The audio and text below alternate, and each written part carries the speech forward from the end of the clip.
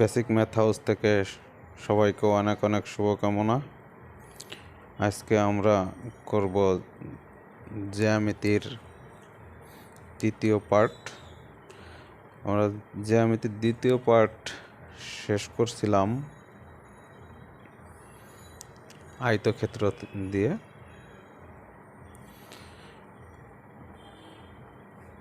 আয়তক্ষেত্র চতুর্ভুজের একটি অংশ। চতুর্ভুজ আমরা দেখাইছিলাম 5 প্রকার, তার ভিতরে ছিল আয়তক্ষেত্র।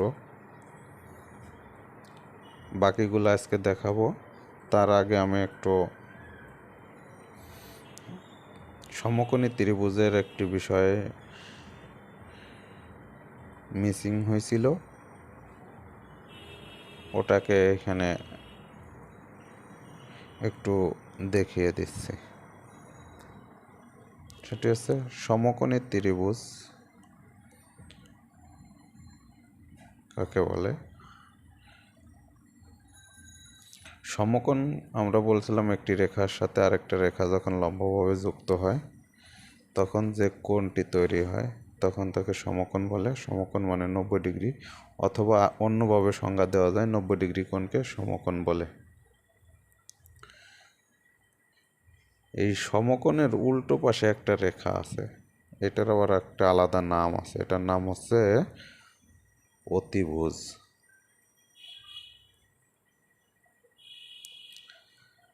এটার নাম হচ্ছে অতিভুজ। এখন অতিভুজ কাকে বলে? তাহলে সমকোণের বিপরীত বাহুকে অতিভুজ বলে। তাহলে সমকোণ সংলগ্ন মানে সমকোণ তৈরি হয়েছে যে দুটি রেখা দিয়ে, এই দুটি রেখাকে কি বলে? এর একটার নাম হচ্ছে লম্ব, যেটা খাড়া, আর যেটা ভূমির সাথে হেলানো অবস্থায় আছে এটার নাম হয়েছে ভূমি। তাহলে এটা হয়েছে ভূমি, এটি হয়েছে লম্ব, আর এটা হয়েছে অতিভুজ। পিথাগোরাস একটা সূত্র আছে, সেটি হচ্ছে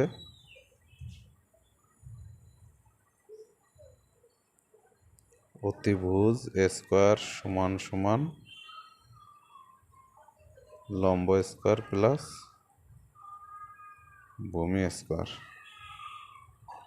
এর অর্থ হচ্ছে এই অতিভুজ মানে এইখান থেকে এটা মাপ দিয়ে যেটা হবে এটার স্কোয়ার করলে যে মান পাওয়া যাবে, এই বাহু এইখান থেকে এই পর্যন্ত মাপ দিয়ে স্কোয়ার করতে হবে, আবার এইখান থেকে এটা মাপ দিয়ে স্কোয়ার করতে হবে। এই দুই স্কোয়ারের যোগফল ওই একটার স্কোয়ারের যোগফলের সমান হবে।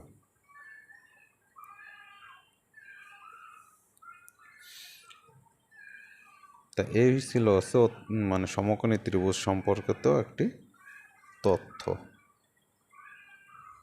আর ক্ষেত্রফলের সূত্রগুলো আমরা পর্যায়ক্রমে আবার আমি প্রথমত বেসিক মূল জিনিসগুলো আলোচনা করে যাচ্ছি। সূত্র, এর ক্ষেত্রফলের সূত্র, পরিসীমার সূত্র, এর মানে আরও অন্যান্য সূত্র আছে, সেই সূত্রগুলো আমি পুনরায় আবার চিত্র এঁকে এঁকে কীভাবে মুখস্থ না করে সূত্রগুলো মনে রাখা যায় আমি সেই রাস্তাটা দেখিয়ে দেব। সকলেরই উপকার হবে। এটা চাকরিজীবী ছাত্র, স্কুলের ছাত্রছাত্রীদের, চাকরিজীবী যারা চাকরি প্রত্যাশী পরীক্ষা দিয়ে থাকে বিভিন্ন পরীক্ষায়, তাদেরও এইটাই উপকারে আসবে। আর এই বেসিক এই মূল জিনিস ছাড়া পরিমিতি পারা যাবে না। পরিমিতি রিলেটেড যে অঙ্কগুলো আছে এগুলো পারা যাবে না। এই জন্য আমি মূল বিষয়গুলো আগে শিখিয়ে যাচ্ছি। আমার এই চ্যানেলের সাথে যুক্ত থাকলে পরিমিতি একদম সহজ করে দেব ইনশাল্লাহ। এবার আসি আমরা চতুর্ভুজে। চতুর্ভুজ ছিল 5 প্রকার, তার প্রথমটা ছিল আয়তক্ষেত্র, দ্বিতীয়টা ছিল হচ্ছে সামান্তরিক।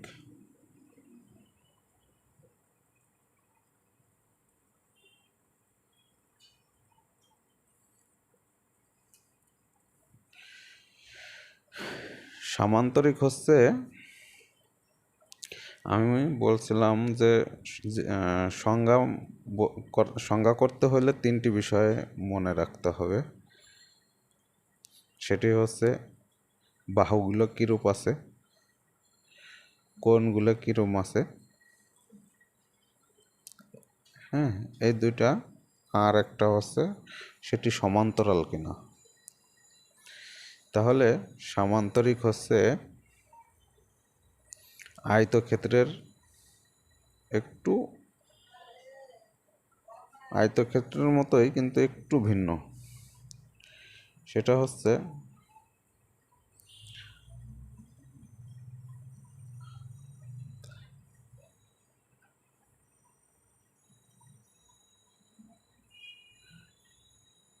একটি আয়তক্ষেত্র অঙ্কন করলাম। এই আয়তক্ষেত্রটা আমরা যদি কোনো ফ্লেক্সিবল বস্তু দিয়ে তৈরি করি, যেমন কাঠি, বিভিন্ন ধরনের কাঠি আছে, কাঠির দিয়ে যদি আমরা এই জিনিসটা তৈরি করি, এটাকে যদি আমরা হালকা একটু চাপ দেই, তাহলে এটির আকারের পরিবর্তন হয়।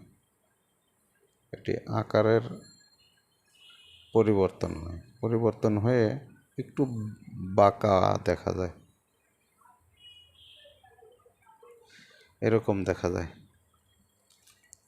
তার মানে এটাকেই আমরা চাপ দিয়ে এটা তৈরি করলাম। আমরা আয়তক্ষেত্রের যে সংজ্ঞাটা শিখছিলাম, আয়তক্ষেত্রের ভিতরে বলা ছিল বিপরীত বাহুগুলো সমান থাকবে। তার মানে এই বাহুর বিপরীত এই বাহু, এটা আর এটা সমান থাকবে। এটা 10 হলে এটাও 10 হবে। আবার এই বাহুর বিপরীত এইটা, বিপরীত মানে উল্টা সাইডে, অথবা এটার বিপরীত এইটা। তা এটা যদি 6 হয় তাহলে এটাও 6 হবে। তা এটাকে চাপ দিয়ে যদি আমরা এটা তৈরি করি, তাহলে এটা 10, এটাও 10, এটা 6, এটাও 6 হবে। আবার সমান্তরাল বলছিলাম সমান দূরত্ব বজায় রেখে চলা। মানে দুটি রেখা যখন একদিকে চলা শুরু করলো, তখন তাদের মাঝখানের দূরত্ব যেন সমান থাকে। আবার এই রেখা আর এই রেখা যখন এইদিকে চলা শুরু করলো অথবা এইদিকে চলা শুরু করলো, তখন মাঝখানের দূরত্ব যেন সমান থাকে। তাহলে এদের ভিতরে ঠিক সেই জিনিসটা আছে, মানে সমান্তরাল আছে। এটা একটু বেঁকা হইলেও কিন্তু মাঝখানে যেদিকেই যাক দেখতে বেঁকা দেখা যাচ্ছে, কিন্তু মাঝখানের দূরত্ব সমান আছে। ঠিক একইভাবে এরকম দেখতে বেঁকা দেখা যাচ্ছে, কিন্তু মাঝখানের দূরত্ব সমান। হ্যাঁ,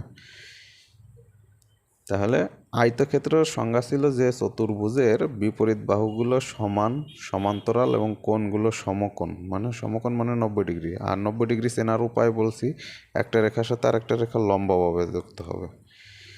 তো এইখানে ঠিক সেরকম যে চতুর্ভুজের বিপরীত বাহুগুলো সমান, সমান্তরাল, কিন্তু কোণগুলো সমকোণ না। যেমন এটা 90 ডিগ্রি থেকে ছোট, এটা 90 ডিগ্রি থেকে বড় হয়ে গেছে। হ্যাঁ, এটা ছোট হয়ে গেছে। তাহলে এই ক্ষেত্রে হচ্ছে যে চতুর্ভুজের বিপরীত বাহুগুলো সমান, সমান্তরাল, কোণগুলো সমকোণ না, তাকে বলা হচ্ছে সামান্তরিক। তাহলে এটা হয়েছে সামান্তরিক, আর এটা হয়েছে আয়তক্ষেত্র।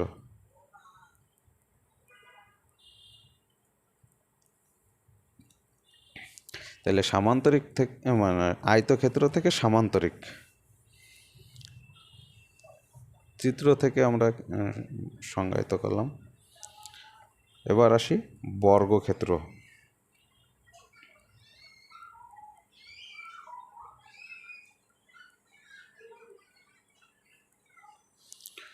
বর্গক্ষেত্র মানে ঠিক একই রকম সংজ্ঞায়িত করব, যে চতুর্ভুজের 4 বাহু সমান,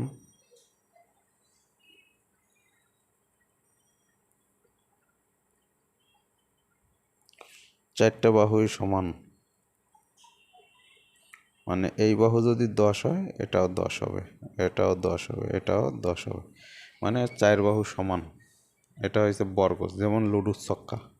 অথবা আমরা দেখি অনেক সময় নদীর পাড়ে যে ব্লকগুলো বসে নদীর পাড়কে শক্ত মজবুত করে যাতে ভাঙে না যায়, এই ব্লকগুলোও আছে বর্গাকার, এর 4 বাহু সমান থাকে। আবার বিভিন্ন টাইলস দেখা যায় বর্গাকার। তাহলে বর্গক্ষেত্র কাকে বলে আমরা এত সময় যে সংজ্ঞা করছি, ঠিক একইভাবে এটাও আমরা সংজ্ঞায়িত করতে পারবো। এটা দেখলে কেমন হয়, তাহলে যারা একটু বুঝছেন আমার এই বোঝানোগুলা, তারা অটোমেটিকলি এটার সংজ্ঞা নিজেই তৈরি করে ফেলতে পারবেন, যেটার কীভাবে সংজ্ঞা করতে হবে। তো এটার সংজ্ঞা হবে যে চতুর্ভুজের 4 বাহু সমান, সমান্তরাল, কোণগুলো সমকোণ। এখানে কোণগুলো সমকোণ আছে, দেখা আমরা সংজ্ঞায়িত করব। তাহলে যে চতুর্ভুজের 4 বাহু সমান, সমান্তরাল, কোণগুলো সমকোণ,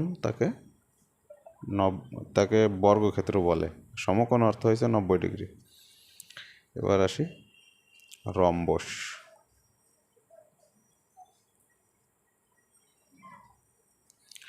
রম্বসটিক এই একই রকম, এটা থেকে যেমন এটা তৈরি হয়েছে, বর্গক্ষেত্র থেকে রম্বস তৈরি হবে। রম্বসেরও 4 বাহু সমান থাকে,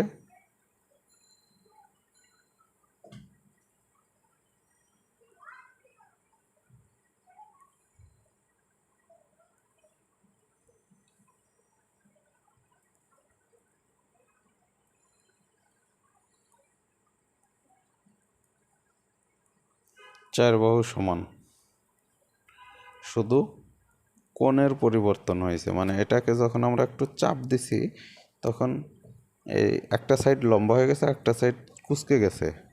তাতে কী হয়েছে, কোণ ছোট বড় হয়েছে, এটা ছোট হয়ে গেছে, এটা বড় হয়েছে, এটা ছোট হয়েছে, এটা বড় হয়েছে। তাহলে ঠিক একই রকম, যে চতুর্ভুজের 4 বাহু সমান, সমান্তরাল, কোণগুলো সমকোণ না, তাকে রম্বস বলে। তাহলে আমরা চিত্র দেখে কিভাবে সংজ্ঞায়িত করব অবশ্য বুঝাইতে পারছি। চিত্র দেখব, চিত্রর ভিতরে কি কি জিনিস লক্ষ্য করা যাচ্ছে, সেগুলো দেখে দেখে আমরা সংজ্ঞায়িত করব। তাহলে এখন আমরা বলতে পারি যে এই জিনিসগুলায়, যেমন আয়তক্ষেত্র শিখতে হলে আমার মানে পূর্বের যে বেসিক ভিডিওগুলো আছে এগুলো আমাদেরকে জানতে হবে। বেসিক যে মূল জিনিসগুলো, যেমন সমকোণ, সূক্ষ্মকোণ, কোণ সম্পর্কে আমাদের ধারণা রাখতে হবে। এই কোণের সম্পর্কে আমার পূর্বের ক্লাসগুলোতে বলে দেওয়া আছে। তার মানে পার্ট বাই পার্ট আমার ক্লাসগুলোতে বলে দেওয়া আছে যে কীভাবে আসতেছে। তো আমরা আস্তে আস্তে জ্যামিতির ডিপে ঢুকে যাচ্ছি, গভীরতায় ঢুকতেছি। তাই গভীরতার ভিতরে যদি আমরা গভীরভাবে শিখতে চাই, তাহলে মূল বিষয়গুলো আমাদেরকে আগে শিখে নিতে হবে, নয়তোবা আমরা মূল অংশে যে ফেল পারবো না, বুঝতে সমস্যা হবে, কষ্ট হবে, তখন গণিতকে অনেক কঠিন মনে হবে। গণিত আসলে কঠিন কোনো বিষয় না, একটু বোঝার বিষয়, আর বোঝানোর ভিতরে একটু ডিফারেন্স আছে। অনেকে বুঝি কিন্তু বোঝাইতে পারি না। আর আমার এখানে ইনশাল্লাহ আমি আপনাদেরকে সুন্দরভাবে বোঝাই দিব। যদি কোথাও বুঝতে সমস্যা হয়, অবশ্যই আমাকে কমেন্টস করে জানিয়ে দেবেন যে এই বিষয়টা আমি ক্লিয়ার না, তাকে অবশ্যই আমি ক্লিয়ার করে দেওয়ার চেষ্টা করব ইনশাল্লাহ। আশা করি আমার ক্লাসগুলো আপনাদের ভালো লাগবে। পঞ্চম যেটা ছিল সেটি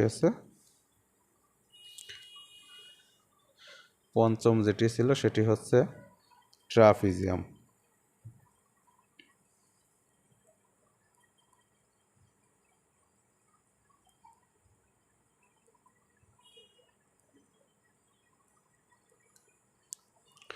ট্রাপিজিয়ামও একটি চতুর্ভুজের একটি অংশ। ট্রাপিজিয়াম দেখতে অনেকটা ঘরের চালার মতো, আমরা ঘরের চালা দিয়ে বুঝি, কিন্তু ট্রাপিজিয়াম আরও অনেকভাবে হইতে পারে। তাহলে ঘরের চালা দেখতে কেমন আমি আগে সেটা দেখাই। ঘরের চালা দেখতে এইরকম, আমরা সাধারণত ঘরের চালা এইভাবে অঙ্কন করে থাকি। তাহলে এইটাকে আমরা কিভাবে ট্রাপিজিয়াম বলি সংজ্ঞা দেব। এটা একটা চতুর্ভুজ, 4টা বাহু আছে, 4টি বাহু দ্বারা আবদ্ধ ক্ষেত্র মানে জমি। তাহলে এই চতুর্ভুজের ভিতরে দেখা যাচ্ছে এই রেখা আর এই রেখা দুটি সমান্তরাল। আমি আগেই বলছি সমান্তরাল কথার অর্থ কি। সমান্তরাল কথার অর্থ কিন্তু সমান না। আবার অনেকে বুঝে ফেলবে যে এই বাহুটা ছোট, এই বাহুটা এরকম লম্বা, তাহলে এটা সমান্তরাল হইলো কীভাবে। সমান্তরাল কথার অর্থ হচ্ছে সমান দূরত্ব বজায় রেখে চলা। এই মাঝখানের দূরত্ব সমান থাকবে, মানে এইখানে থেকে এইখানে যদি 6 হয়, এইখান থেকে এইখানেও 6 হবে, এবং এরা এই 6 ডিস্টেন্স রেখেই চলবে। যত সময় চলতে থাকবে তত সময় এদের ডিস্টেন্সটা 6 থাকবে, মাঝখানে 6 থাকবে, মাঝখানে 6 থাকবে। এটাই হচ্ছে সমান্তরাল।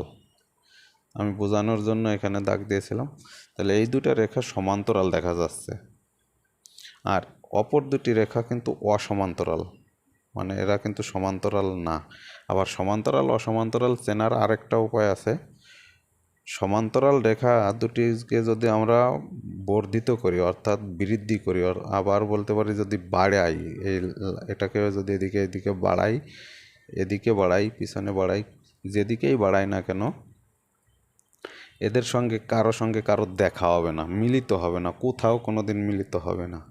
আর অসমান্তরাল রেখা সেগুলাকে বৃদ্ধি করলে কোথাও না কোথাও যায় এরা মিলিত হবে। যেমন এই রেখাকে যদি আমরা এইদিকে বাড়াইতে থাকি, আর এই রেখাকে যদি আমরা এইদিকে বাড়াইতে থাকি, দেখা যাচ্ছে এইখানে একটা জায়গায় যায় মিলিত হবে। এদিকে হচ্ছে না, কিন্তু যে কোনো একটা জায়গায় যায় মিলিত হবে। আর যে কোনো একটা জায়গায় যায় যখন ক্রস করবে, তখন তাকে সমান্তরাল বলা যাবে না। তাহলে এখান থেকে আমরা বলতে পারি যে চতুর্ভুজের দুটি বাহু সমান্তরাল, অপর দুটি বাহু অসমান্তরাল, তাকে ট্রাপিজিয়াম বলে। আশা করি আপনারা সকলে বুঝতে পারছেন। আমার এই ক্লাসটি যদি আপনাদের কাছে ভালো লেগে থাকে, অবশ্যই আমার চ্যানেলটিকে সাবস্ক্রাইব করবেন, লাইক করবেন, সকলের মাঝে শেয়ার করবেন, যাতে তারা নতুন নতুন কিছু শিখতে পারে এবং গণিতকে সুন্দরভাবে শিখতে পারে, এবং গণিতকে শিখে তারা তাদের মেধার বিকাশ ঘটাতে পারে। আসসালামু আলাইকুম।